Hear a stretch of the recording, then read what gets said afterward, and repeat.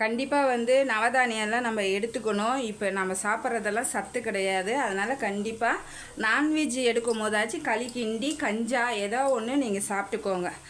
ஆளுக்கு ஒரு சின்ன உருண்டை இருந்தால் கூட போதும். நான் இது எதுக்கு வச்சுருக்கேன்னா, கம்பும் வெள்ளை சோளமும் மாவு அரைச்சி வச்சுருக்கேன். கொஞ்சமாக சிக்கன் குழம்புக்கு நம்ம களி கிண்டிக்கலாம், ரொம்ப டேஸ்ட்டாக இருக்கும். உப்பு சேர்த்துக்கலாம். 1 கப்பு மாவு போட போகிறேன். அதுக்கு வந்து நான் 2 கப்பு தண்ணி வச்சுருக்கேன். ஸ்பூன் வந்து எண்ணெய் ஊற்றிடலாம். எண்ணெய் ஊற்றி நல்லா மிக்ஸ் பண்ணுறேன். தண்ணி பாதி மலர்ந்து வருது. இப்போ இந்த ஸ்டேஜில் எந்த கப்பில் தண்ணி ஊற்றி வச்சுருக்கோமோ அதே கப்பில் மாவு போட்டுக்கலாம். இந்த கப்பு கரண்டி பின்பக்கம் அப்படியே மிக்ஸ் பண்ணிவிட்டு சிம்மில் வச்சு மூடி வச்சுருங்க.